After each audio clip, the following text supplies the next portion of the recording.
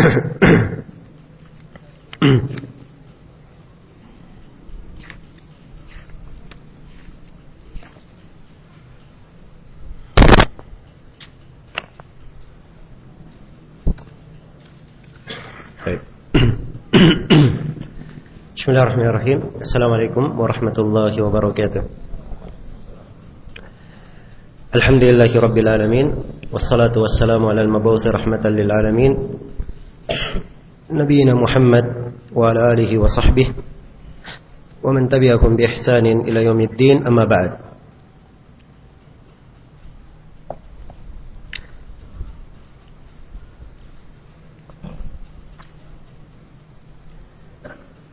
Baik, ini sesi yang ke-8 dari pembahasan kita mengkaji Al-Manzumah Al-Baiquniyah yang berkaitan dengan ilmu mustalahil hadits.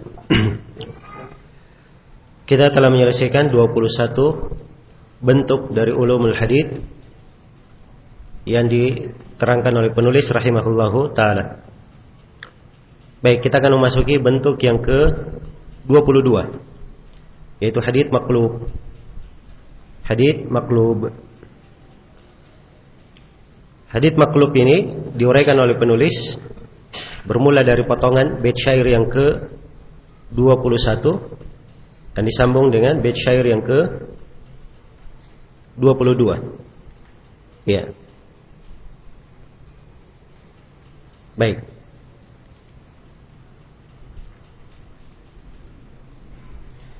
Di bait syair yang sebelumnya, wa ma yukhalif thiqatun bihi al-mala fasyadu wal maqlubu kismani tala. Jadi syad sudah berlalu ya. Sekarang wal maqlub. Wal maqlubu kismani tala. Ibdalu rawin ma bi rawin kismu wa qalbu isnadin limatnin kismu. Maqlub, kata beliau, dua bentuk. Maqlub ada dua bentuk. Tala, bentuk yang mengikut padanya. Ada dua bentuk yang mengikut pada pembahasan maqlub. Jadi maksudnya maqlub terbagi dua. Iya. Maqlub itu terbagi dua. Ada maqlubus sanad dan ada maqlubul matan. Ada maqlub pada sanad dan ada maqlub pada matan. Ini yang diuraikan oleh penulis.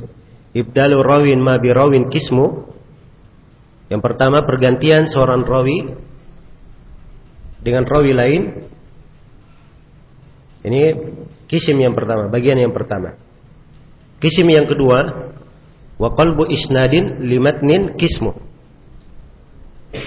Dan mengganti sebuah sanad untuk sebuah matan. Jadi sanad dimasukkan ke sebuah matan, itu adalah kisim lainnya. Baik. Maqlub secara bahasa adalah sarfu syai' an wajhi. Memalingkan sesuatu, membalik sesuatu dari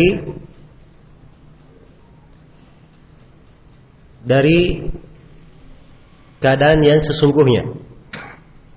Iya. Jadi pada keadaan sesungguhnya dia balik sesuatu itu, maka ini yang disebut dengan maqlub. Disebut dengan maqlub. Dan secara istilah maqlub dibagi oleh penulis menjadi dua. Iya. Beliau tidak terangkan tentang definisi umum akan maqlub tersebut. Iya. Karena memang kebanyakan ulama ketika mendefinisikan maqlub, mereka membagi menjadi dua. Dia katakan ada di matan, ada di sanad. Atau dia sebutkan dengan contoh-contoh supaya memperjelas. Iya. Karena sebagaimana yang disebut oleh muallif Tawdih al-Afkar, yaitu Syekh Muhyiddin Abdul Hamid, bahwa mendefinisikan seluruh hadits maqlub dalam satu definisi, ya, ini adalah perkara yang tidak memungkinkan. Karena bentuk-bentuk dari hadits maqlub beraneka ragam. dan hakikatnya juga berbeda-beda. Maka tidak bisa digabungkan dalam satu definisi. Tidak bisa digabungkan dalam satu definisi. Iya. Baik. Itu yang beliau terangkannya. Namun sebagian ulama ada kadang yang bisa mendefinisikan, dia gabungkan antara definisi dengan kalimat yang mungkin bisa mewakili. Iya. Dia katakan bahwa makhluk adalah alladzi abdala fihi rawihi syai'an bi akhir sanad awil matan aw fihi ma'an imma amdan aw sahwan. Jadi makhluk adalah seorang rawi mengganti sesuatu di dalam hadits. Apakah itu di akhir sanad atau di akhir matan atau di sanad dan di matan sekaligus. Dia ganti secara sengaja atau tidak sengaja. Iya. Baik, mungkin bisa didefinisikan demikian, tapi untuk hakikat dari makhluk ini akan lebih indah kalau kita baca pembagiannya dan contoh-contohnya. Baik, makhluk terbagi dua. Ada maklubus sanad dan ada maklub apa? Maklub matan. Iya. Maklub dalam sanad dan ada maklub di dalam matan. Dan penulis rahimahullahu taala di sini beliau memulai dengan pembahasan maklub di dalam sanad. Iya. Beliau katakan ibdalu rawin ma bi rawin kismu. Mengganti nama rawi dengan rawi lainnya itu adalah suatu kisim. Iya. Ini salah satu bentuk ya. Jadi misalnya contoh Ubaidullah bin Umar al-Umari, dia meriwayatkan dari Salim dari Abdullah bin Umar. Iya. Kemudian Salim diganti tempatnya menjadi Nafi'. Jadi Ubaidullah bin Umar meriwayatkan dari Nafi' dari siapa? Dari Ibnu Umar. Maka ini bentuk maklub. Tapi maklub yang seperti ini tidak berbahaya. Sebab ainama yadurus sanad yaduru ala thiqah. Sebab sanadnya berputar dimanapun, mau Salim kek, mau Nafi' kek, dua-duanya thiqah. Dua-duanya rawi yang diterima haditsnya. Tapi kalau yang menjadi masalah maklub antara dua rawi yang apa? Yang berbeda kedudukannya, satunya thiqah dan satunya dhaif. Ini yang menjadi masalah. Jelas ya? Yang menjadi masalah. Baik. Jadi ini salah satu bentuk yang diterangkan oleh penulis rahimahullah. Ada bentuk lain dari maklub di dalam sanad, yaitu maklub dalam perubahan nama. Seperti nama seorang rawi, ya namanya Murrah bin Ka'ab. Kemudian datang rawi, dia ganti nama ini, dia balik jadi Ka'ab bin Murrah. Dia balik.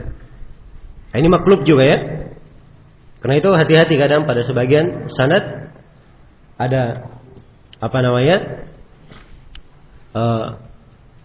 penyebutan nama rawi seperti ini, Murrah bin Ka'ab namanya. Tapi akhirnya si rawi membaliknya menjadi Ka'ab bin Murrah. Ya sebab ini memang nama ada yang Murrah bin Ka'ab, ada yang Ka'ab bin Murrah. Ada yang Ka'ab bin Murrah. Baik. Itu bentuk yang kedua ya dari maklub di dalam sanad. Iya. Dan juga di antara bentuk dari maklub di dalam sanad adalah seorang rawi dia meriwayatkan iya dari syekh tertentu sebuah riwayat. Nah, maka datang seorang meriwayatkan darinya sebuah hadits dengan sanad selain dari sanad yang biasa dikenal darinya. Iya. Selain dari sanad yang biasa dikenal darinya. Seperti hadits innamal a'malu binniyat. Iya.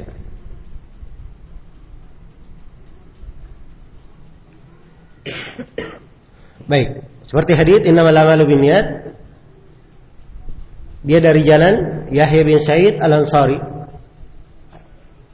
Perputarannya pada Yahya bin Sa'id Al-Ansari.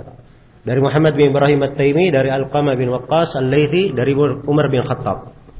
Imam Malik pernah meriwayatkan hadits ini. Jadi Imam Malik juga meriwayatkan. Malik berkata haddatsana Yahya bin Sa'id. Jelas ya? Dan itu riwayat Imam Malik. Riwayat Imam Malik ini diriwayatkan oleh banyak murid beliau. Tiba-tiba ada satu orang yang bernama Abdul Hamid bin Abdul Aziz bin Abi Rawat. Dia meriwayatkan dari Imam Malik, bukan dari Yahya bin Sa'id, tapi dari Zaid bin Aslam, dari Atha bin Yasar, dari Abu Sa'id Al-Khudri. Dia jadikan haditsnya bukan dari hadits Umar bin Khattab, tapi dari hadits siapa? Abu Sa'id Al-Khudri. Iya. Maka ini maklub. Dan kalau terjadi yang seperti ini, itu haditsnya dianggap mungkar, riwayat rawi ini. Tapi ini dimasukkan juga ke dalam bentuk al-qalb, sebab dia mengganti sanad yang biasanya dipakai, diganti dengan sanad yang apa? Lainnya. Iya. Diganti dengan sanad yang lainnya. Iya. Dan kadang sebagian ulama, kadang juga sebagian rawi, dan ini pada pembahasan rawi-rawi yang lemah kadang, ada hadits yang masyhur dengan sebuah sanad. Tiba-tiba ada rawi yang meriwayatkan hadits tersebut dengan sanad yang lainnya. Dengan sanad yang lainnya. Dan ini keadaan yang seperti ini, itu biasanya bukti-bukti dari para ulama untuk melihat hafalan seorang rawi. Dan biasanya dari situ tersingkap siapa yang jelek hafalannya. Bahkan siapa yang kadang dia sengaja ya berdusta mengganti apa? Membolak-balik sanad. Iya. Baik. Juga dari bentuk maklub di dalam sanad. Bentuk maklub di dalam sanad, iya, adalah kadang seorang rawi mendahulukan apa yang harusnya diakhirkan. Iya. Contoh misalnya disebutkan riwayat hadits yang diriwayatkan oleh Abu Bakar Al-Hanafi dari Sufyan Ats-Tsauri, dari Hakim bin Sa'ad, dari Imran ibn Dhabyan, dari Salman Al-Farisi. Jelas ya? Ini perhatikan sanadnya. Abu Bakar Al-Hanafi meriwayatkan dari siapa? Dari Sufyan Ats-Tsauri, dari Hakim bin Sa'ad, dari Imran bin Dhabyan, dari Salman. 5. Iya. Abu Hatim Ar-Razi dalam Al-Ilal berkata bahwa ini isnad maklub, ini sanad terbalik. Harusnya Sufyan Ats-Tsauri dari Imran bin Dhabyan, dari Hakim bin Sa'ad, dari Salman. Kalau di awal tadi terbalik ya. Hakim bin Sa'ad dulu dari Imran, tapi kalau menurut Abu Hatim yang benarnya Imran dari Hakim, dari Salman. Jadi ini keterbalikan ya. Keterbalikan. Baik. Kemudian juga dari pembahasan detail di pembahasan hadits maklub, kadang seorang rawi itu mengganti sighatut tahdid, dia mengganti konteks periwayatan. Misalnya kalimat harusnya dia berkata haddatsana Al-Hasan, ya, seperti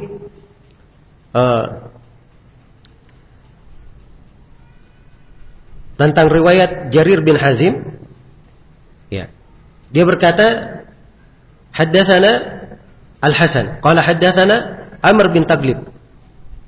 Iya. Qala haddatsana Amr bin Taglib.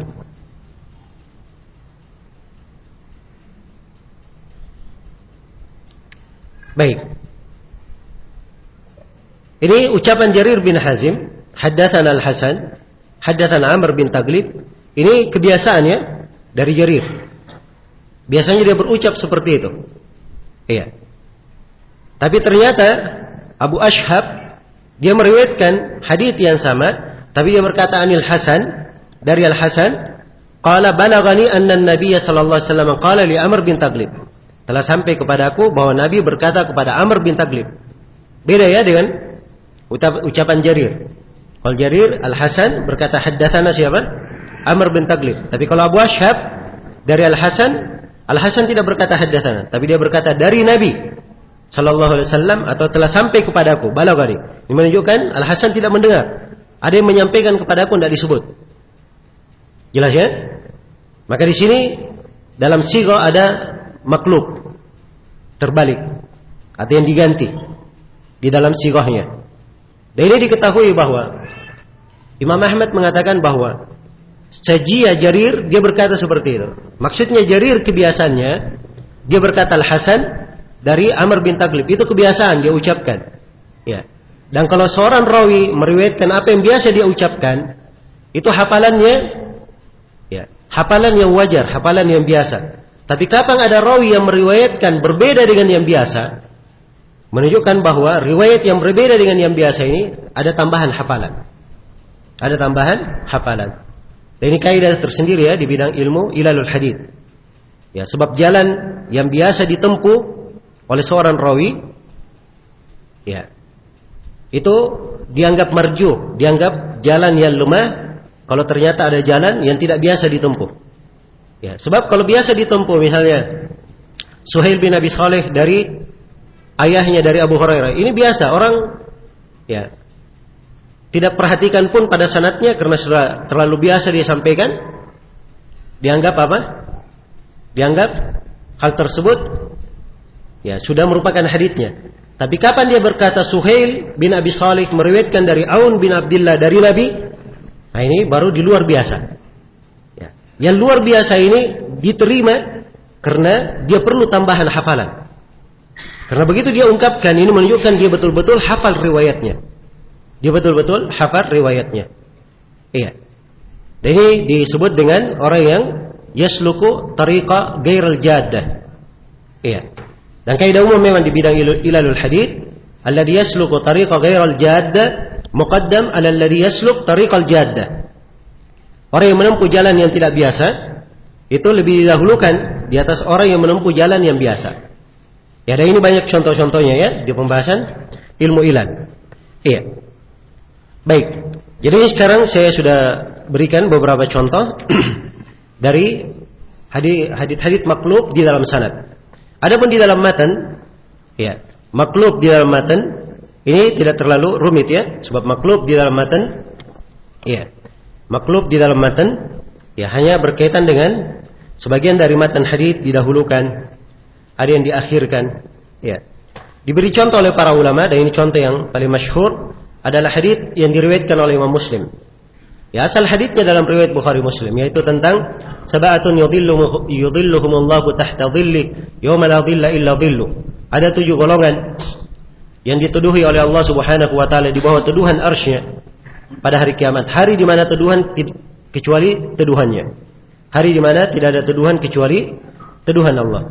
Disebutkan ada 7 golongan. Salah seorang dari mereka kalau di riwayat Bukhari Muslim, wa rajulun tasaddaqa bi sadaqatin fa akhfaha hatta la ta'lama shamiluhu ma tunfiqu yaminuhu. Iya. Dan seorang lelaki dia bersedekah dengan sebuah sedekah. Dia sembunyikan sedekah tersebut sampai tangan kirinya tidak tahu apa yang diinfakkan oleh tangan kanannya. Nah, ini riwayat Bukhari Muslim ya. Tapi di riwayat Muslim terbalik. Ya, riwayat Muslim dikatakan hatta la ta'lama yaminuhu ma tunfiqu shimaluhu.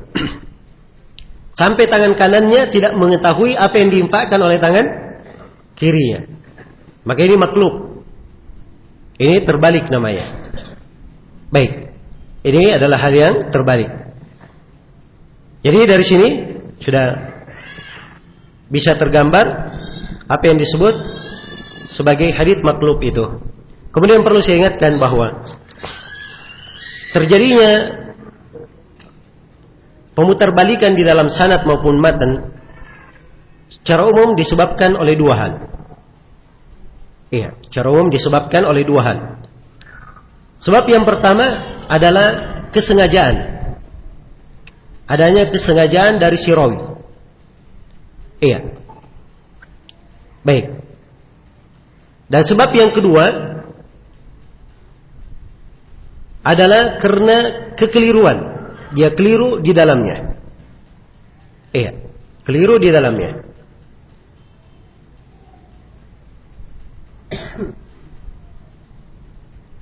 Kalau sengaja, ini yang menjadi masalah ya.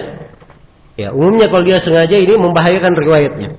Apalagi kalau dia memaksudkan untuk membuat keanehan dalam riwayat. Tapi kadang ada sengaja dilakukan oleh para ulama, sengaja dibuat untuk menguji hafalan guru, untuk menguji hafalannya. Jelas ya? Dan dimaklumi kisah apa? Ibnu Ma'in bersama Abu Nuaim Al-Fadl bin Dukain dalam hal ini. Iya. Bagaimana Ibnu Ma'in ingin menguji hadits siapa? Al-Fadl bin Dukain. Jadi Ibnu Ma'in datang bersama Imam Ahmad, ya, menghadiri majelis Abu Nuaim Al-Fadl bin Dukain. Ini beda ya dengan Abu Nuaim Al-Asbahani. Ini Abu Nuaim Al-Fadl bin Dukain, salah seorang imam. Ya, seluruh penulis Kutubus Sittah adalah muridnya, kecuali Imam An-Nasai. Dia meriwayatkan dari Abu Nuaim dengan perantara. Baik. Jadi Abu Nuaim Al-Fadl bin Dukain duduk di majelisnya. Imam Ahmad dan Ibnu Ma'in datang. Ibnu Ma'in sudah bisik-bisik ke Imam Ahmad. Saya akan uji Abu Nuaim. Ya. Kata Imam Ahmad, jangan kamu lakukan itu. Dia orang yang kuat haditsnya, tidak perlu dilakukan. Dan beliau adalah seorang imam besar. Ya. Baik. Begitu dia duduk, Yahya bin Ma'in tetap mengujinya. Dia bawakan hadits Abu Nuaim, dia balik. Dia lakukan qalb di dalamnya. Iya. Maka oleh Abu Nuaim dia katakan, oh itu bukan hadits saya. Hadits saya tidak seperti itu. Dia katakan hadits saya begini. Nah, begitu berapa kali diucapkan oleh Abu Nuaim oleh Yahya bin Ma'in hal yang keliru, Abu Nuaim langsung paham bahwa dia ingin diuji. Ya. Maka Yahya bin Ma'in ditendang oleh siapa? Abu Nuaim sampai jatuh dari tempat duduk. Ya, kata Imam Ahmad, kan saya sudah bilang jangan kamu uji dia. Ya. Nah, baik.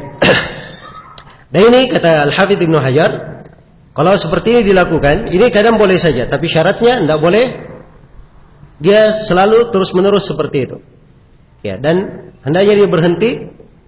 Ya, ketika dia berhenti dia selesaikan, dia terangkan supaya tidak terjadi apa?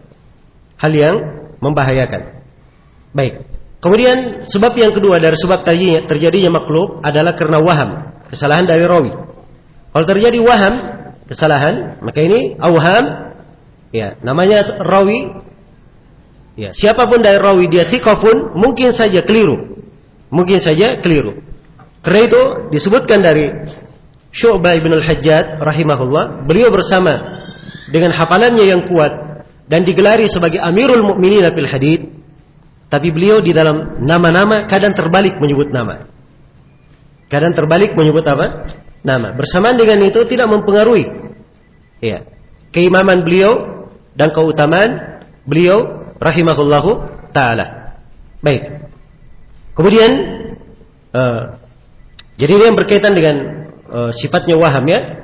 Kalau sifatnya adalah waham, sifatnya adalah hal yang kadang dia keliru, tidak ada masalah. Tapi kalau kekeliruannya terlalu banyak, dia membalik seperti itu, ya, ini bisa memberikan bahaya di dalam riwayatnya. Sebab awham, kalau dia terlalu banyak, bisa masuk ke dalam derajat dhaif dan kadang bisa ditinggalkan haditsnya.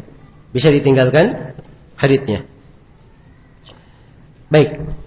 Saya kira ini yang berkaitan dengan hadits maklub. Dan secara umum hadits maklub itu digolongkan ke dalam hadits dhaif. Secara umum seperti itu.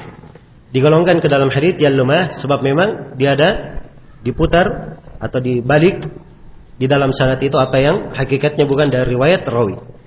Ya. Kemudian dari hal yang perlu saya ingatkan juga ya, bahwa ya, di dalam riwayat bisa diketahui ada yang terbalik itu dengan beberapa cara.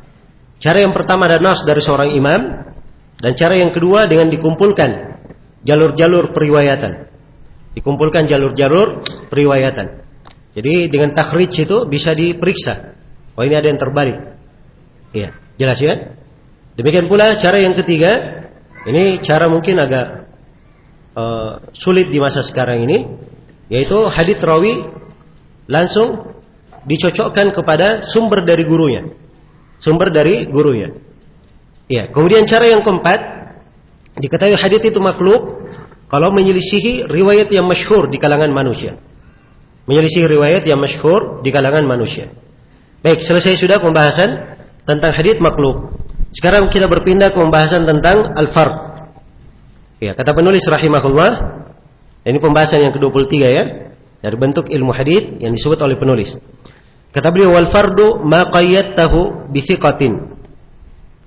Ya. Au jam'in au qasrin ala riwayatin. Kata beliau, wal fardu, ya, dan hadits fard itu adalah hadits yang diikat dengan riwayat thiqah atau diikat dengan sejumlah orang. Ya, diikat dengan sejumlah orang atau dibatasi dengan riwayat tertentu saja.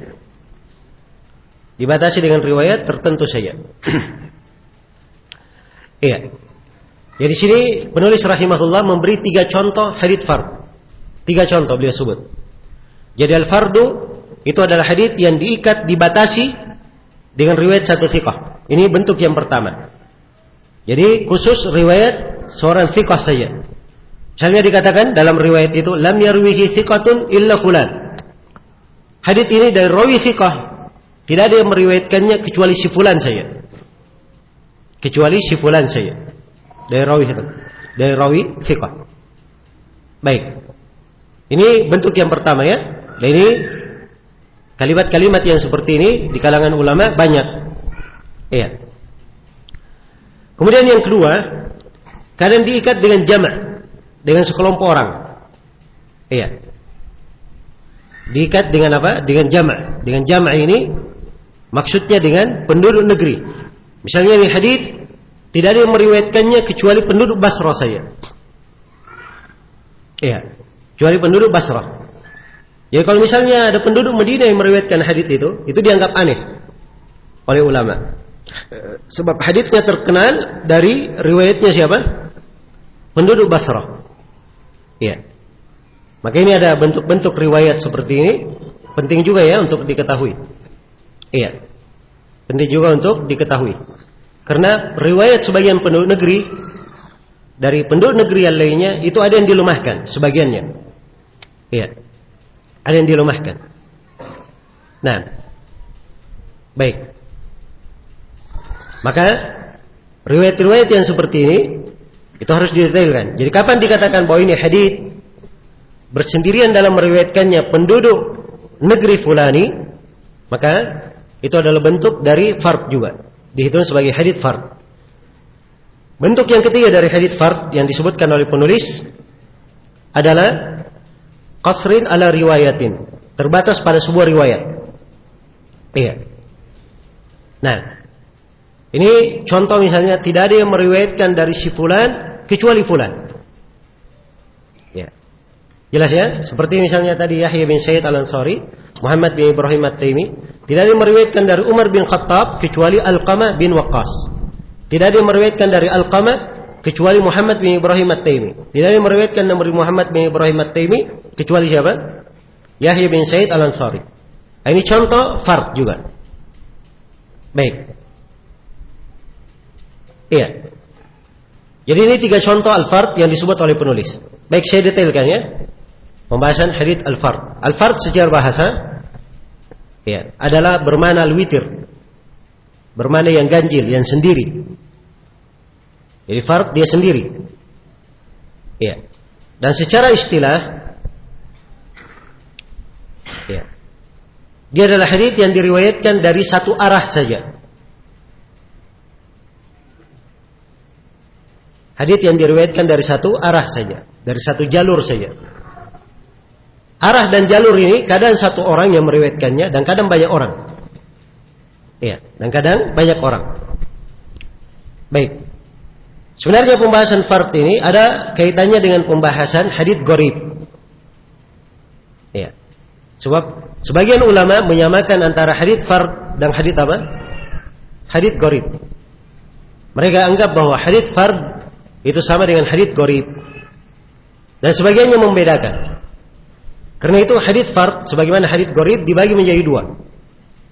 Fard ada terbagi menjadi dua. Ada fardun nisbi dan ada fardun apa? Fardun mutlak. Ada fardun nisbi dan ada fardu mutlak. Ya, dan ini sudah berlalu ya.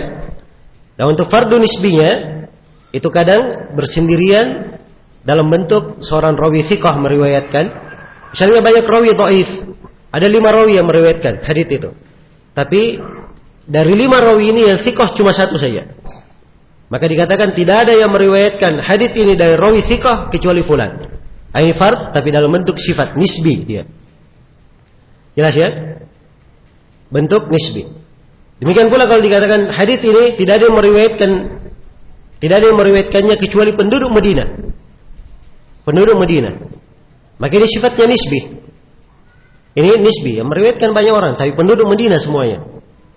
Tapi kalau dilihat penduduk Madinah saja dibandingkan dengan lainnya, itu dihitung sebagai hadits apa? Hadits fard. Baik. Ini dihitung sebagai hadits fard. Jadi dengan ini bisa dipahami apa yang dimaksud dengan hadits fard ini. Ya, inti permasalahan di hadits fard ini berkaitan dengan hukumnya. Apa hukum hadits fard? Iya. Jawabannya ini mirip dengan hadits gharib. Iya. Fard itu bersendiriannya seorang rawi meriwayatkan. Mungkin riwayatnya sahih, mungkin riwayatnya dhaif. Mungkin riwayatnya dhaif. Iya. Karena kebersendirian seorang rawi meriwayatkan hadits, yang hadits ini ya, kalau dia bersendirian meriwayatkannya mengandung banyak masalah, mengandung banyak keanehan, maka fard yang seperti ini adalah fard yang ditolak. Ya, saya tadi sudah banyak memberi contoh-contoh ya tentang hadits-hadits yang rawi bersendirian. Ya, dan hal-hal yang seperti itu bisa dimasukkan ke dalam golongan hadits fard yang ditolak. Dan ada yang diterima. Ya, ada yang diterima seperti hadits innamal a'malu binniyat, dia gharib dikatakan juga fard, itu diterima.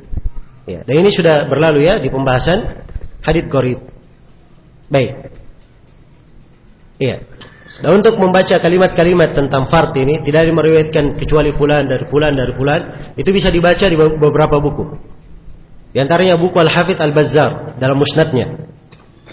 Kemudian buku At-Tabarani, khususnya di buku beliau Mu'jamul Awsat. Di Mu'jam Al-Awsat. Iya.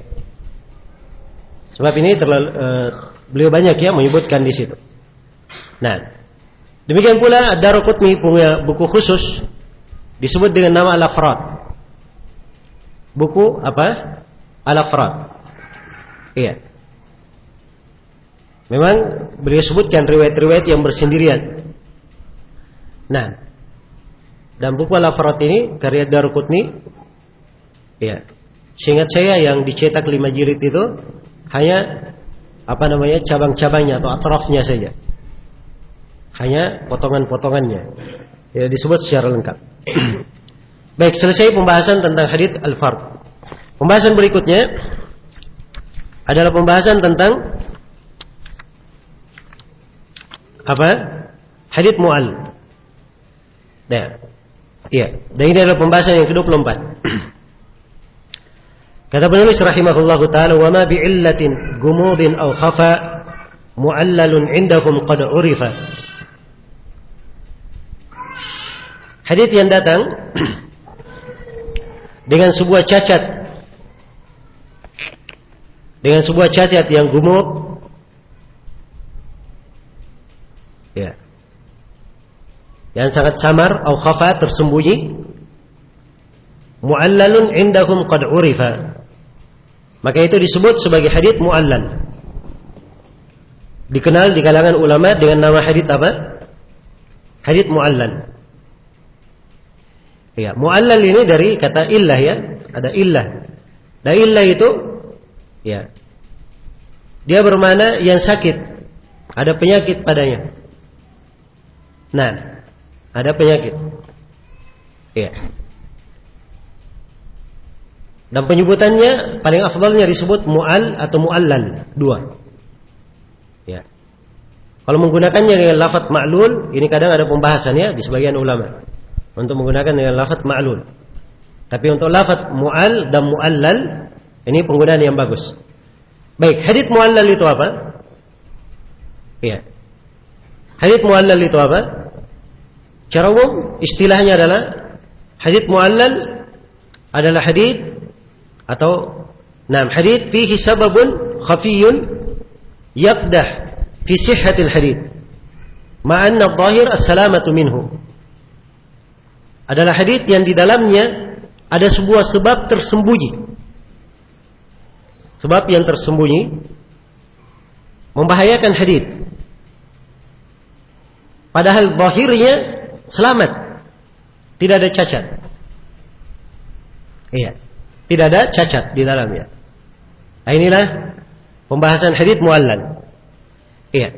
Jadi subhanallah hadits mu'allal ini kalau dilihat sepintas lalu sanadnya bersih sanadnya. Kayak tidak ada masalah. Iya. Tapi subhanallah di dalamnya ada illah cacat yang tersembunyi. Ada cacat yang tersembunyi. Yang tidak diketahui.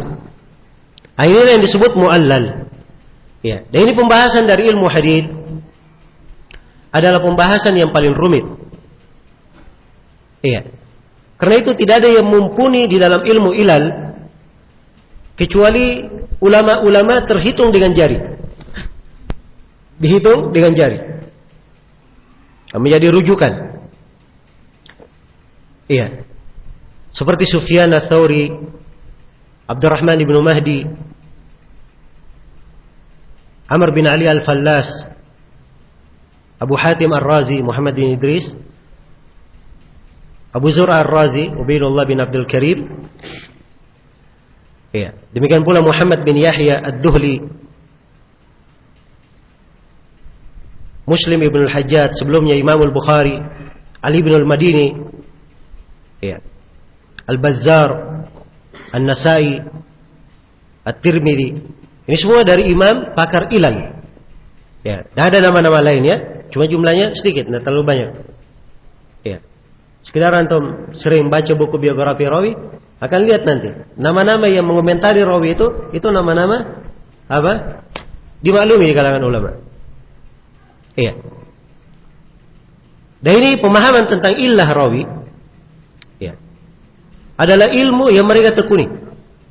Kadang seorang ahli hadits ditanya, dari mana kamu mengatakan hadits ini lemah? Apa alasanmu?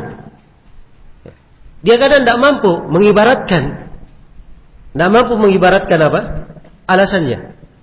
Ya. Dia katakan, ya lemah saja. Begitu. Jelas ya? Jadi wajar ya, pada suatu keahlian yang seorang sudah sangat ahli, kadang kalau ditanya kenapa bisa seperti itu, dia bingung kadang menjawabnya. Saya beri contoh ya, orang ahli falas itu, ahli dalam penukaran uang. Saking banyaknya dia pegang mata uang, ya, dia tidak perlu periksa pakai alat, dia cuma pegang saja. Oh ini asli, ini palsu, asli palsu. Kalau ditanya dari mana kamu tahu itu asli, ya, bagaimana cara dia bahasakan? Sulit dia bahasakan, sebab ini keahliannya. Jadi sudah hidup memang itu yang dia kerja. Sekedar dia pegang saja, tahu dia asli. Sama dengan orang yang ahli bengkel mobil itu.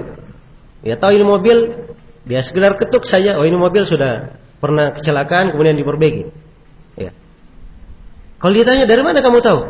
Ya, bagaimana mau ditanyakan? Itu keahliannya.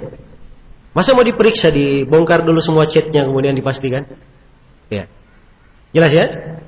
Makanya bentuk-bentuk yang seperti ini berjalan di tengah ulama ahli hadis. Ya, tapi suatu hari Abu Hatim berkata, ditanya oleh seorang. Abu Hatim ditanya beberapa hadis. Abu Hatim berkata ini hadis batil, ini hadis begini, dia komentari. Kata orang tersebut, dari mana kamu tahu?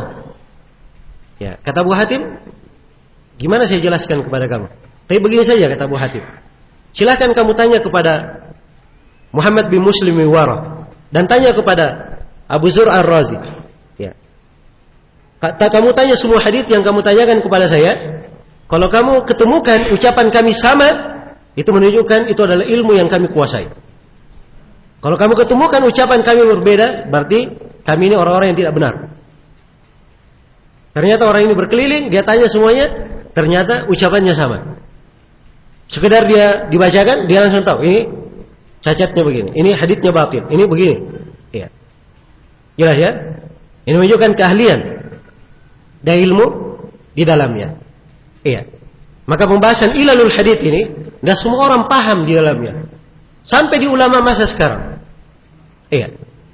Di ulama masa sekarang. Sekarang yang Masya Allah ya, dengan perkembangan teknologi sekarang, ya, gampangnya seorang membahas, melacak, bisa main alat-alat komputer saya takhrij, akhirnya muncul, ya, ahli-ahli hadits baru, ya, jelas ya. Tapi kalau mau lihat hakikat ahli hadits, ya, itu kata Imam Adz-Dzahabi, hampir saja saya tidak pernah melihat dari ahli hadits itu kecuali hanya di dalam buku-buku saja, atau di mereka sudah terkubur di bawah tanah, kata Imam Adz-Dzahabi. Jarang diketemukan. Iya. Dan seorang ikhwan pernah mengabarkan kepada saya bahwa guru kami Syekh Mukbil ketika beliau sakit di Jeddah itu dikunjungi oleh seorang ulama ahli hadits di Mekah, ya, yaitu Syekh Muhammad Adam Al-Ethiopi. Sampai sekarang beliau masih hidup. Ya. Beliau ini ulama ahli hadits. Beliau mensyarah Sunan An-Nasai 40 jilid. Ya. Jadi Syekh Muhammad bin Adam Al-Ethiopi mengunjungi Syekh Mukbil. Syekh Mukbil sedang sakit, beliau di atas ranjang pembaringan dan beliau melihat tamu makan. Ya, beliau punya kebiasaan di tengah murid-muridnya. Ya. Kalau ada duduk kesempatan, maka beliau lemparkan pertanyaan ilmiah. Nanti mudakar atau sifatnya apa? Saling membahas. Maka beliau bertanya, "Ya Syekh Muhammad Adam, ada hadits begini." Ya. Apa kedudukannya? Ya, Syekh Muhammad bin Adam ahli hadits. Langsung aja dia sebut, ini hadits dikeluarkan oleh fulan dari jalan fulan dan dia adalah hadits sahih. Beliau simpulkan hadits apa? Hadits sahih. Iya. Kata Syekh Mukbil rahimahullah, "Ya Syekh, tapi rawi yang kamu sebutkan si fulan dan kamu anggap dia thiqah, sebenarnya dia bukan rawi yang thiqah itu. Dia adalah si fulan bin fulan." Beliau terangkan dari kaifiyat ilal. Ya. Setelah itu apa kata Syekh Muhammad bin Adam? Kata beliau, "Demi Allah, ya, saya anggap orang-orang yang seperti ini tidak pernah saya lihat kecuali di buku-buku saya, atau mungkin sudah di kuburan. Dan alhamdulillah hari ini saya melihatnya. Ya. Hari ini saya melihatnya. Sebab ini hal yang menakjubkan dan semua orang mampu mengungkap ilal seperti itu. Ya. Dan memang kadang Syekh Mukbil dibacakan kepada beliau pembahasan Syekh Al-Albani dari silsilah, beliau mendengarkan. Ya. Kata Syekh rahimahullah, saya di hadits ini kurang sepaham, kurang cocok dengan Syekh. Saya memandang bahwa haditsnya tidak bisa dikuatkan. Lalu beliau uraikan dari sisi ilalnya, kenapa tidak bisa dikuatkan. Jelas ya? Maka ini menunjukkan bahwa para ulama punya pemahaman-pemahaman yang harus dimengerti. Ya, dan Syekh Mukbil tidak jarang beliau di sebagian pembahasan hadits beliau rujuk. Ada hadits beliau sahihkan, beliau rujuk darinya. Kenapa? Karena beliau membaca Syekh Al-Albani menguraikan ilahnya. Jelas ya? Itulah para ulama saling mengambil faedah. Sebagian dari mereka mengambil faedah dari sebagian yang lainnya. Iya. Baik, jadi ilmu ilalul hadits ini termasuk ilmu yang paling rumit. Iya. Dan definisinya disebut oleh penulis di sini, di dalamnya ada sababun khafi, ada sebab yang tersembunyi, membahayakan dalam sanad. Kalau sebabnya tampak, ya semua orang bisa tahu ini tampak ya, tapi ini tersembunyi. Ini sebab yang tersembunyi. Iya. Tidak semua orang mampu untuk memahaminya. Baik.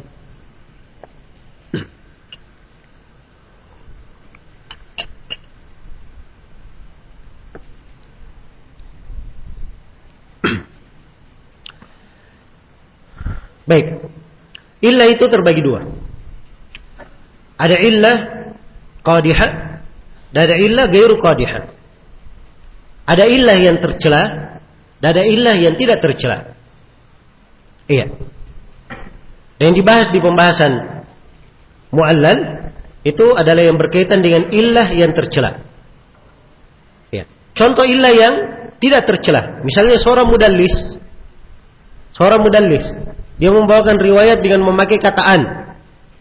Ini illah atau bukan? Saya tanya. Seorang mudallis, kalau dia membawakan riwayat memakai kata an, illah atau bukan? Illah ya.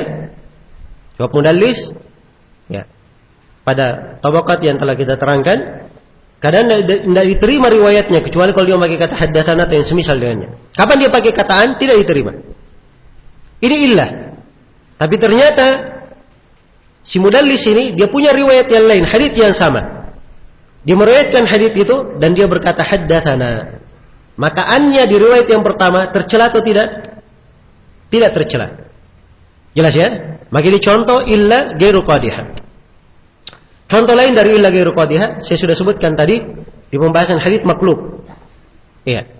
Kalau ada dua rawi thiqah yang diganti, saling bergantian. Seperti itu tadi ya, Ubaidullah bin Umar meriwayatkan dari Salim dari Ibnu Umar. Iya. Ubaidullah bin Umar ya. Kalau nama lengkapnya Ubaidullah bin Umar bin Hafs ibnu Asim ibnu Umar ibnu Khattab. Dia dari keturunan Umar bin Khattab juga. Ubaidullah bin Umar meriwayatkan dari Salim dari Ibnu Umar. Ya. Di jalan yang lain Ubaidullah bin Umar meriwayatkan dari Nafi dari Ibnu Umar. Jadi ada dua, Salim dan Nafi. Di sini illa, tapi tidak tercela. Sebab haditsnya kemanapun, apakah dalam riwayat Salim atau riwayat Nafi, tidak ada masalah. Sebab Salim adalah thiqah, Nafi adalah apa? Adalah thiqah. Maka ini illa ghairu qadihah.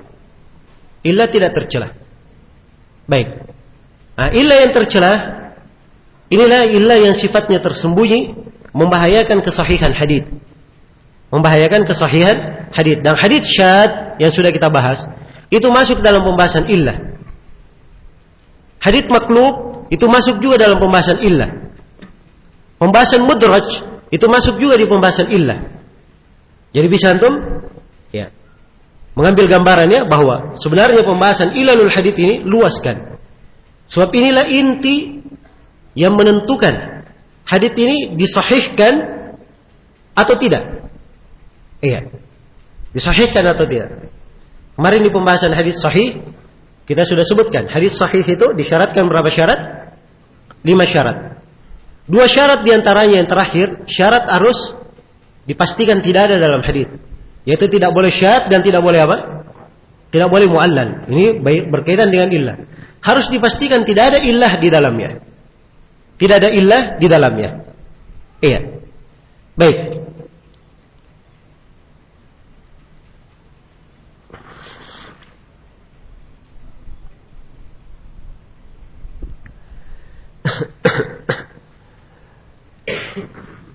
Iya. Muncul suatu pertanyaan di sini. Bagaimana seorang ahli hadits itu mengungkap ada illah di dalam hadits? Nah, ini dari hal-hal yang perlu untuk diketahui. Iya. Cara mengungkapnya itu dengan cara melihat nas seorang imam. Ada imam dari a'immat jarh wa ta'dil yang mengatakan ada ilahnya atau yang semisal dengan itu. Iya. Dan kalau kita berbicara dengan nas seorang imam, ini berarti kita perlu membaca buku-buku seputar ilal. Ada buku Imam Ahmad rahimahullahu taala. Iya. Al-Ma'rifah wal Ilal. Buku Imam Ahmad. Ada buku Ibnu Abi Hatib Al-Ilal. Dan ini dari rujukan-rujukan yang terjaga untuk kita tentang ilal di masa ini. Kemudian ada buku Al-Hafidh Ad-Daraqutni. Ad-Daraqutni ini termasuk pakarnya. Dan buku beliau tentang ilal dicetak belakangan ya. Kalau saya nggak salah sekarang sudah 17 jilid. Iya. Ini buku Ad-Daraqutni. Ya, termasuk buku yang paling besar menguraikan tentang ilalul hadits. Iya. Demikian pula ada buku Ibnul Madini dicetak kecil tentang ilal. Iya. Juga ada buku Imam Muslim. Ya, Kitabut Tamyiz namanya. Walaupun yang masuk yang kita dapatkan di masa sekarang ini hanya sepotong saja dari buku beliau. Sebagaimana buku Ali bin al-Madini kita hanya mendapatkan sepotong. Padahal Ibnu al-Madini ini yang disebut sebagai pakar ilalnya di masa beliau. Ya, Imam Al-Bukhari saja berkata, saya tidak pernah menganggap diriku itu rendah di depan siapapun kecuali di depan Ibnu al-Madini. Dia menganggap dirinya di depan Ibnu al-Madini tidak ada apa-apanya. Iya. Ibnu al-Madini ini kalau ditanya tentang ilalul hadits, langsung dia sebut seperti membaca surah Al-Fatihah. Seperti membaca apa? Surah Al-Fatihah. Tapi subhanallah, dari buku-buku beliau tidak ada yang sampai kecuali apa? Sepotong saja. Iya. Baik. Demikian pula dari buku yang menulis tentang ilal, itu adalah buku Imam Tirmidzi. Ya, Al-Ilal Al-Kabir, ada Al-Ilal Al-Sugra karya Imam At-Tirmidzi, dan di Al-Ilal Al-Sugra itu kebanyakannya tentang kaidah-kaidah. Ya, termasuk buku yang menguraikan tentang ilal juga sebenarnya, itu buku An-Nasai, As-Sunan Al-Kubra khususnya. As-Sunan Al-Kubra. Sebab An-Nasai menguraikan perselisihan-perselisihan riwayat dengan gaya ahli hadits. Ya, tapi kadang orang yang membacanya sepintas lalu tidak peka ya terhadap pembahasan-pembahasan Imam An-Nasai rahimahullahu taala. Ya, maka ini ada buku-buku bisa dibaca, akan melatih seorang ya, melihat bagaimana para ulama itu menghukumi hadits-hadits. Ya, kalau ingin masuk di dalam bidang menghukumi hadits, ya, seorang jangan langsung habis belajar mustalah, ya dia pergi cari hadits, dia takhrij sendiri. Ya, kemudian dia berkata, "Qultu, saya berkata, haditsnya sahih." Ya. Baik. Tidak seperti itu, tapi dia lihat. Dia baca dari buku-buku para ulama. Dia baca buku-buku takhrij. Seperti buku Al-Hafidz Al-Iraqi, takhrij beliau terhadap Ihya Ulumuddin. Dia baca buku Az-Zailai. Az-Zailai ini semasa dengan Al-Iraqi. Dia baca Nasbur Raya. Ya. Dicetaknya dalam 4 jilid. Ini termasuk buku yang indah sekali dalam takhrij. Ya. Kalau dia ingin baca Al-Badrul Munir karya Ibnu Mulaqqin. Sekarang dicetak dalam 10 jilid. Ini bagus sekali menguraikan bagaimana takhrij tersebut. Yang Badrul Munir ini diringkas oleh Al-Hafidz Ibnu Hajar ya, dalam kitabnya At-Talkhis Al-Habir. Nah, ini yang dicetak dalam 4 jilid ya. Buku Al-Hafidz Ibnu Hajar rahimahullahu taala. Baik. Jadi untuk masuk di dalam bidang yang seperti ini, seorang harus banyak membaca. Kalau kita di masa sekarang ini kita ada 2 ahli hadits, ada Syekh Al-Albani, ada Syekh Mukbil. Antum bisa baca buku-buku dari Syekh Al-Albani. Ya. Khususnya silsilah hadits as-sahihah dan silsilah hadits ad-dhaifah. Ya, baru kelihatannya bagaimana cara para ulama menguraikan illah hadits. Dan buku beliau juga Irwaul Ghalil dan takhrij terhadap Sunan Abi Daud, takhrij besarnya, ini juga bagus sekali. Uraian-uraian beliau. Ya, kalau Syekh Mukbil bisa dibaca di buku-buku beliau tentang hadits sahih. Beliau punya As-Sahihul Musnad mimma laysa fi sahihain. Ya. Dan tentang hadits-hadits yang memiliki cacat, beliau ada buku khusus. Judulnya Ahadits Mu'allah Zahiruha As-Sihah. Hadits-hadits yang mengandung illah tapi zahirnya dia sahih. Ya, ini buku beliau ini termasuk karya beliau yang menakjubkan. Iya. Karya beliau yang menakjubkan. Bagi siapa yang ingin mempelajari tentang ilal pemula, saya anjurkan untuk membaca buku Syekh Mukbil ini. Iya, rahimahullah. Nah, di mana Syekh di dalam melacak hadits-hadits sahih yang di luar Sahih Bukhari dan Muslim. Jadi beliau menulis buku ya, mengumpulkan hadits-hadits yang sahih di luar Sahih Bukhari dan Muslim. Iya. Jadi beliau baca banyak buku. Dalam sela-sela beliau mencari hadits, berlalu bersama beliau hadits-hadits yang zahirnya sahih tapi dia lemah. Maka oleh Syekh Mukbil dikumpul sedikit demi sedikit hadits-hadits ini, dan akhirnya terkumpul dari menjadi 1 jilid buku. Ya, memuat hampir sekitar 500 hadits. Ya, beliau kumpulkan. Jelas ya? Dan ini buku bagus sekali. Saya anjurkan untuk membacanya. Ya, Syekh Mukbil pernah mengajarkannya dulu. Ya, ketika kita belajar, dan alhamdulillah saya hadir di pelajaran beliau dalam buku itu dari awal sampai akhir. Ya, dan dari pelajaran tersebut, ya memang tampak sekali. Ya mungkin kalau saya tidak ikut belajar, Ya, dari Syekh Mukbil rahimahullah di pelajaran itu saya juga tidak mengerti, terlalu banyak mengerti tentang apa? Tentang kedetailan ilmu hadits tersebut, memahami bagaimana para ulama detail seperti itu. Ya, tapi alhamdulillah itu adalah faedah yang bisa seorang mengambil darinya. Ala kulli hal sekarang banyak kemudahan-kemudahan. Ya. Kaset-kaset para ulama kita dalam mengajarkan buku-buku itu ada. Bisa seorang mendengarkannya langsung. Kalau ada masalah sisa dia tanya kepada orang-orang yang ahli. Ya. Nah, ini cara ya penuntut ilmu dalam belajar. Kadang berlalu sebuah faedah atau sebuah masalah, seorang kurang jelas dia catat. Begitu berjumpa dengan orang yang berilmu dia tanyakan. Ya, dia tanyakan. Maka akan terkumpul suatu hal yang bagus insyaallah taala di dalam hal tersebut. Baik. Jadi saya berikan gambaran global ya bagaimana cara mengenal jalan-jalan hadits tersebut. Ibnu Ma'in berkata, ya. Hadits apabila kami tidak tulis dari 30 jalur riwayat, kami tidak bisa memahami hadits itu. Jadi dia cari dulu seluruh jalurnya, baru dia bisa pahami ini hadits sahih atau tidak. Nah, Ibnu Madini berkata al-bab di dalam tujma turuquh lam yatabayyan khata'u. Ya, bab itu apabila tidak dikumpulkan jalur-jalur riwayatnya, tidak akan tampak, tidak akan kelihatan kesalahannya. Ya. Jadi dengan mengumpulkan jalur riwayat akan tampak kesalahan tersebut. Iya. Maka di sini untuk masuk di pembahasan tentang ilal, ya seorang ya harus pertama menguasai ilmu mustalah. Kemudian yang kedua, dia harus menguasai ilmu tentang tingkatan-tingkatan dan kondisi para rawi. Kemudian yang ketiga, dia juga harus pandai ya mentakhrij hadits. Ya, mengumpulkan jalur-jalur periwayatan hadits.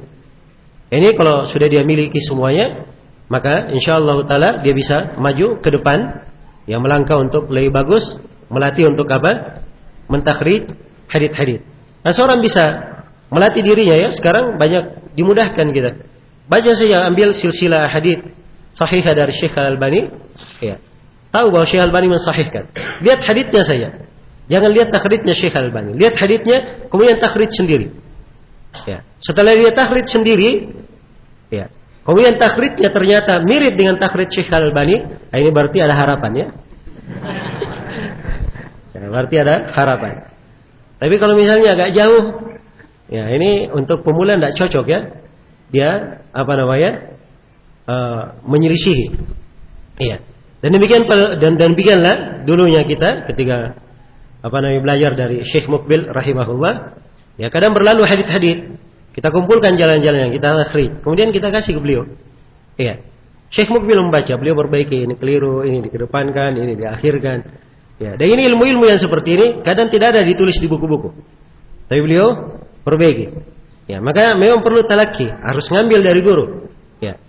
So, kalau tidak seperti itu, mungkin banyak hal yang sepele di kalangan ahli hadits dikenal, tapi karena dia tidak pernah duduk kepada guru, akhirnya yang sepele ini dia menjadi ketele di dalamnya. Iya. Jelas ya?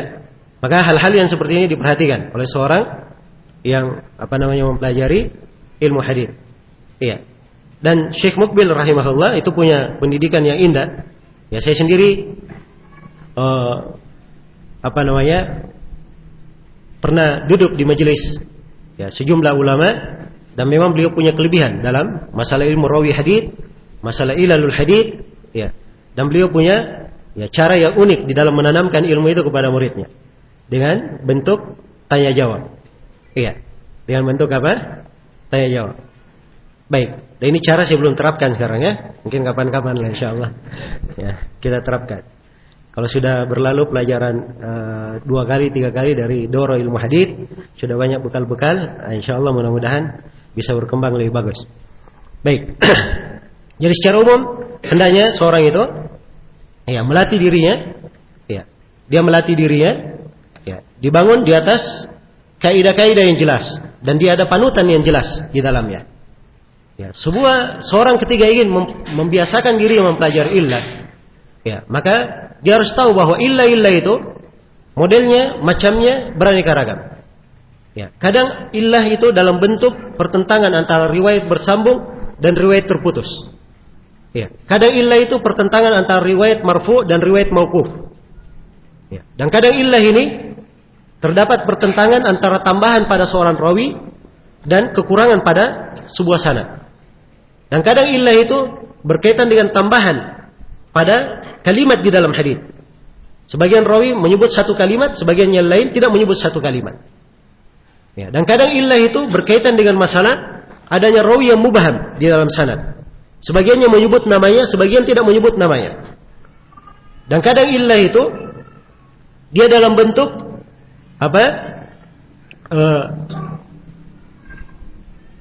dalam bentuk sebagian rawi menyebutkan dengan lafaz tahdid dan sebagiannya dengan lafaz an. Iya. Jelas ya? Bahkan kadang para ulama hadis punya kedetailan di dalam memandang. Iya. Kedetailan di dalam memandang riwayat. Ya, seperti dari hal yang menakjubkan ya. Ada di Syamila buku Syekh Muqbil hadits mu'alla. Enggak ada ya? Baik. Ya. Seperti hadits Ibnu Umar, ya. Saya beri contoh seperti hadits Ibnu Umar. Di riwayat Imam Ahmad itu lafadznya lau ya'lamun nasu ma fil wahda. Andai kata manusia mengetahui jeleknya bersendirian. Lama bata wahda walama safar wahda. Maka dia tidak akan tidur sendiri, tidak akan melakukan perjalanan sendirian. Kalau dia tahu jeleknya sendiri itu. Ya. Ini hadits dengan konteks ini, haditsnya sahih. Jelas ya? Haditsnya sahih. Ya. Diambil darinya fikih apa? Makruh seorang itu safar sendirian. Ya. Tapi ada riwayat dari hadits Ibnu Umar juga. Riwayatnya nahan Nabi sallallahu alaihi wasallam anil wahdah. Nabi sallallahu alaihi wasallam melarang dari bersendirian. Pakai naha. Ini beda ya, lafaz yang pertama dengan lafaz yang kedua. Lafaz yang pertama menunjukkan makna makruh dan lafaz yang kedua menunjukkan makna larangan. Dan larangan asalnya bermakna apa? Makna pengharaman.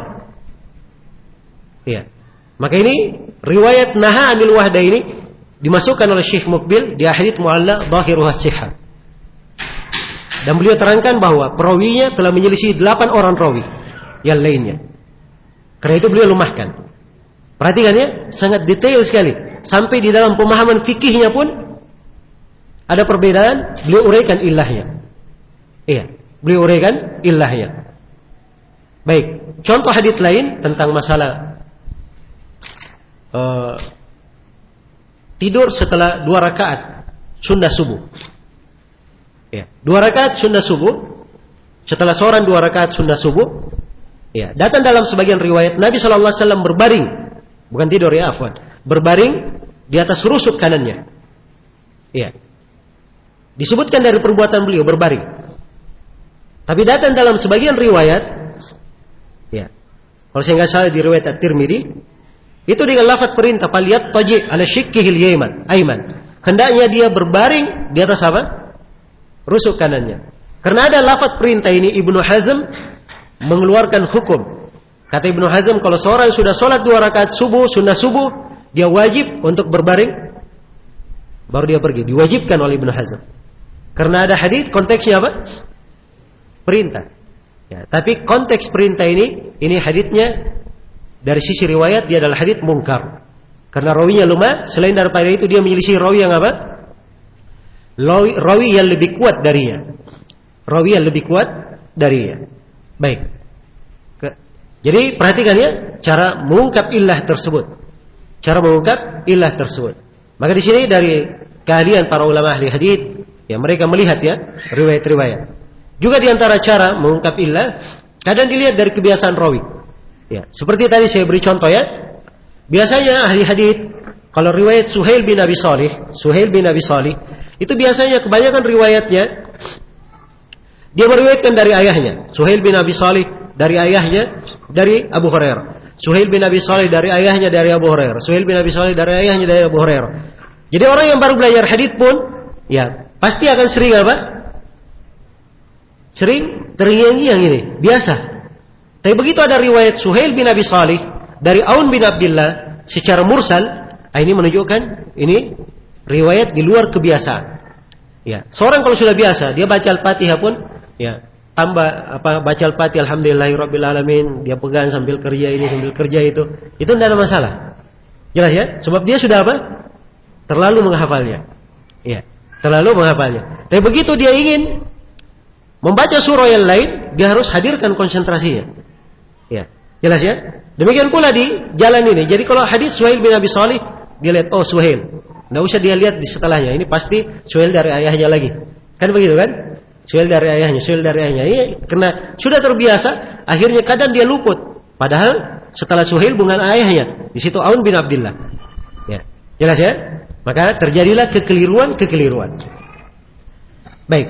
Maka ini sekali lagi, ya, dari bentuk ilal, ya, sebagian dari bentuk ilal, ini dari hal-hal yang penting untuk dipahami. Baik. Selesai ya, sudah pembahasan tentang ilalul hadits. Dan ini kalau saya uraikan, kita memang perlu doro seperti ini juga, khusus untuk membahas tentang ilalul hadits ya, tentang cacat-cacatnya dan seterusnya. Ya, mudah-mudahan insyaallah di kesempatan lain. Ini untuk materi mustalah hadits bertahap ya.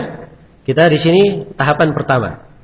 Nanti ada tahapan kedua, nanti ada tahapan ketiga. Ya, setelah tahapan ketiga ada ilmu jarh wa ta'dil. Itu khusus materi. Ya. Dan mungkin di sela-sela sebelumnya ada pembahasan takhrij. Ya. Nah, kemudian setelah itu tahapan berikutnya kita membaca bentuk dari ilalul hadits. Nah, kalau sudah berlalu 5 tahapan ini, insyaallah taala sudah mulai apa? Sudah mulai bisa memahami ya ilmu hadits itu bagaimana. Jelas ya? Maka ini perlu tahapan-tahapan. Baik, saya kira untuk pembahasan mu'allal untuk tahapan kali ini saya anggap sudah cukup ya. Sekarang kita pindah ke pembahasan hadits muttarib. Dan ini di urutan pembahasan adalah urutan yang keberapa? Urutan yang ke-25. Iya.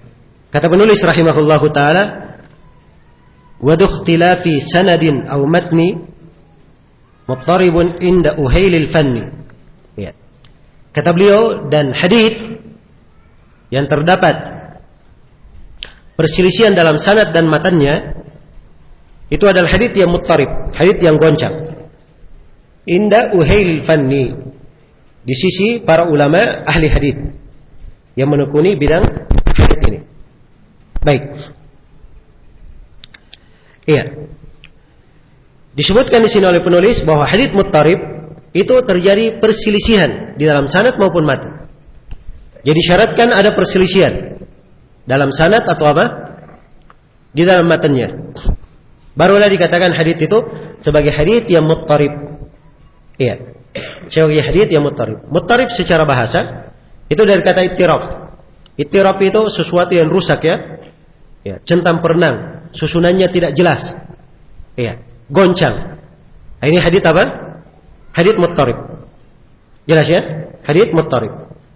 Adapun secara istilah, hadits muttarib adalah hadits yang diriwayatkan lebih dari satu jalur. Iya. Lebih dari satu jalur dengan jalur-jalur periwayatan yang seimbang. Seimbang, tidak mungkin untuk dikompromikan. Tidak mungkin untuk dikompromikan. Baik. Sekali lagi saya ulangi bahwa hadits muttarib adalah hadits yang diriwayatkan lebih dari satu jalur. Ya. Di mana satu jalur ini atau lebih dari satu jalur, 2 atau lebih, ini terdapat perselisihan di dalamnya. Perselisihannya seimbang. Dari sisi kekuatan tidak mungkin dikompromikan. Tidak mungkin dikompromikan. Iya. Jadi dari definisi tampak bahwa hadits dikatakan sebagai hadits muttarib kalau terkumpul padanya 4 syarat. Hadits dikatakan sebagai hadits muttarib kalau terkumpul padanya 4 syarat. Syarat yang pertama, disyaratkan ada perselisihan di dalam hadits itu.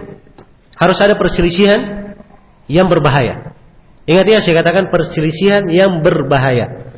Sebab perselisihan ada yang berbahaya, ada perselisihan tidak dianggap, tidak berbahaya. Iya. Ini yang pertama. Kemudian yang kedua, syarat yang kedua, disyaratkan pada hadits muttarib. Hadits muttarib ini sama di dalam makhrajnya, sama di dalam perputaran riwayatnya. Iya. Sama dalam perputaran riwayatnya. Iya. Jadi kalau dia beda, misalnya sahabatnya beda, ini hadits Abu Bakar, hadits Umar, hadits Utsman, jalan-jalannya juga berbeda, maka ini tidak dimasukkan di pembahasan muttarib ya. Tapi kalau misalnya seorang rawi, anggaplah misalnya Muhammad bin Ishaq bin Yasar, ya, seperti apa namanya? Muhammad bin Ishaq bin Yasar, kadang dia meriwayatkan dia jadikan hadits ini sebagai hadits dari riwayat Ibnu Umar. Di sisi lain dia jadikan hadits itu dari riwayat Ibnu Abbas. Sisi lain dia jadikan dari riwayat fulan. Kadang dia riwayatkan secara bersambung, kadang dia riwayatkan secara mursal. Ya, maka ini sisi-sisi perbedaan riwayat banyak jumlahnya berputarnya pada satu orang. Pada siapa? Muhammad bin Ishaq. Maka ini bentuk dari apa? Bentuk dari ittirab. Iya. Jelas ya? Bentuk dari ittirab. Kegoncangan. Ya disyaratkan sama dalam makhrajnya, perputaran riwayatnya. Kemudian syarat yang ketiga, disyaratkan bahwa ya, jalan-jalan yang berselisih itu, jalan-jalan yang berselisih, ya, ini harus seimbang. Kekuatannya harus sama. Kekuatannya harus sama. Jadi karena dia sama, tidak bisa ditarjih. Tidak bisa dikuatkan salah satunya. Iya. Tidak bisa dikuatkan salah satunya. Baik. Karena itu sebagian ulama ada yang melemahkan hadits tentang membayar kafarah bagi siapa yang melakukan hubungan dengan istrinya ketika istri sedang haid. Itu membayar 1 dinar atau 1/2 dinar. Ini sebagiannya ada yang mengatakan sebagai hadits yang muttarib, goncang. Kenapa? Katanya jalan-jalannya seimbang. Iya. Tapi yang benarnya bahwa ada riwayat yang sahih, yang paling kuat diantaranya ada 2 riwayat yang paling kuat. Maka harusnya seperti ini tidak dikatakan muttarib. Harusnya diambil yang rajih, yang kuat. Jelas ya, ini hadits tidak boleh dimasukkan di pembahasan hadits muttarib. Jadi sekali lagi muttarib itu dia goncang kalau haditsnya tidak bisa dikompromikan. Tidak bisa ditarjih, tidak bisa dikuatkan. Kemudian syarat yang keempat, ketika tidak bisa dikuatkan, juga tidak bisa dikompromikan. Jadi kadang saling sama-sama kuat ya, tapi bisa dikompromikan. Ya, sama-sama kuat bisa dikompromikan, ini tidak ada masalah. Tapi ini sama-sama kuat, tidak bisa dikompromikan. Tidak bisa dikompromikan. Maka inilah hadits dihitung sebagai hadits apa? Hadits muttarib. Iya. Dan ini masuk dalam hitungan hadits lemah. Masuk dalam hitungan hadits dhaif. Iya. Nah, hadits muttarib ini termasuk bentuk dari ilalul hadits. Iya, bentuk dari ilalul hadits. Baik. Perlu saya ingatkan bahwa ittirab kadang terjadi pada sanad dan kadang terjadi pada apa? Pada matan. 2 sekaligus. Ada yang pada sanad, ada yang pada apa? Pada matan. Dan ittirab beraneka ragam bentuknya. Kadang ada kegoncangan. Ada rawi yang meriwayatkan secara bersambung. Ada rawi yang meriwayatkan secara mursal. Kadang ada kegoncangan lain. Ada rawi yang meriwayatkan secara ittisal. Ada rawi yang meriwayatkan secara inqita'. Ada pertentangan lain. Kadang ada rawi yang meriwayatkan secara marfu'. Ada rawi yang meriwayatkan secara apa? Secara mauquf. Ya. Dengan beraneka ragamnya pertentangan-pertentangan ini tidak bisa ditarjih, tidak bisa dikuatkan. Semua meriwayatkan darinya sama, seimbang kekuatannya, maka ini disebut haditsnya hadits apa? Muttarib. Iya. Baik. Ini kaidah-kaidah umumnya ya. Kaidah-kaidah umumnya. Tentunya kalau kita mau masuk dalam pembahasan, ini perlu kita uraikan apa? Contoh-contohnya. Dan ini akan memakan waktu nanti. Iya. Akan makan waktu. Dan insyaallah taala apa yang saya terangkan tadi itu sudah cukup ya, memberikan kepada kita gambaran tentang hadits muttarib itu apa. Dan ada buku-buku yang ditulis khusus tentang pembahasan hadits muttarib. Iya. Ada buku karya Al-Khatib Al-Baghdadi dan di belakangan ini ada buku dicetak dengan karya Syekh Ahmad Bazamul. Ya bagus ya, tentang hadits muttarib. Judulnya Al-Muqtarib fi bayanil muttarib atau fi haditsil muttarib, begitu sekitar itu judulnya. Saya tidak hafal jelas judul buku beliau. Dicetak dalam 1 jilid, bagus sekali. Beliau uraikan hadits-hadits yang berkaitan dengan hadits muttarib. Baik, selesai sudah pembahasan tentang hadits muttarib. Iya. Baik, untuk pembahasan berikutnya hadits mudraj, insyaallah taala kita sambung nanti di sesi berikutnya. Di sesi yang akan datang.